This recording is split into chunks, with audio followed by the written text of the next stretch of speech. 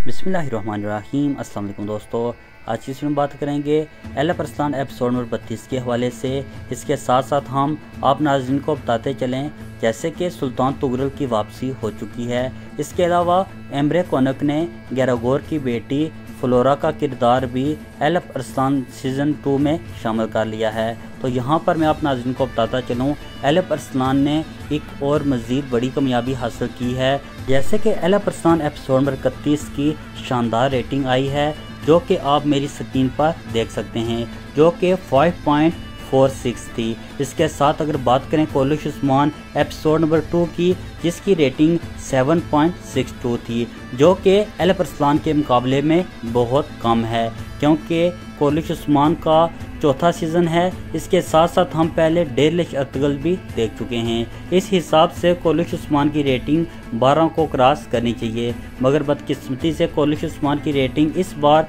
7.26 आई, जबकि एलफ अरसलान की रेटिंग 5.46 रही, जो कि बहुत ही शानदार है। अगर ऐसे ही एम्बरे कोनक एलफ अरसलान पर काम करते रहे तो मुझे यकीन है कि एलफ अरसलान कोलिश उस्मान से बहुत ज़्यादा आगे निकल जाएगा।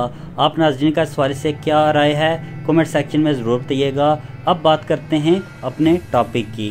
तो जैसे कि एपिसोड 32 के ट्रेलर में हमने देखा, एलफ अरसलान सफीरिया खातून से कहते हैं कि ये हमला मुझ पर नहीं बल्कि तुम पर करने की साजिश की गई थी। जबकि इसके साथ साथ हमने ट्रेलर में ये भी देखा, यिनाल पर कुछ लोग हमला करते हैं। यकीनी तौर पर इसके पीछे गैरागोर की बड़ी साजिश होगी, मगर इस साजिश को नाकाम बनाने के लिए अल्पा गोथ एक बार फिर जासूसी करेगा और इसे नाकाम बनाने में कामयाब भी हो जाएगा। यिनाल बे को बचाने के लिए यकीनी तौर पर अल्पा गोथ ही आ सकता है। इसके अलावा या फिर एलफ अरसलान इसकी मदद के लिए आ सकते हैं। जबकि दूसरी तरफ सफीरिया खातून की खादमा को ओके खातून मजबूर कर रही हैं कि बताओ कि इस सारे जाल के पीछे कौन है। यकीनी तौर पर गैरागोर की जासूस के तौर पर सफीरिया की खातून ही काम कर रही होगी, जबकि अरसलान यूसुफ गैरागोर की बेटी फ्लोरा, जिसका किरदार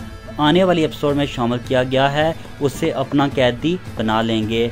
मगर गैरागोर ये बात सुनकर हैरान हो जाएगा और बहुत ही गुस्से का इजहार भी करेगा। आने वाली एपिसोड बहुत ही शानदार होगी, जैसे कि सुल्तान तुगरल की वापसी भी हो चुकी है। इसके साथ साथ आने वाली 2 से 3 एपिसोड के बाद हम देखेंगे सुल्तान तुगरल और यिनाल के दरमियान एक बड़ी जंग भी होगी, और इस जंग में यिनाल की मौत भी दिखा दी जाएगी। एलफ अरसलान की तमाम तरह अपडेट के लिए मेरे यूट्यूब चैनल को ज़रूर सब्सक्राइब कीजिएगा। इंशाल्लाह मिलते हैं अपनी नेक्स्ट वीडियो में, तब तक के लिए अल्लाह हाफिज़।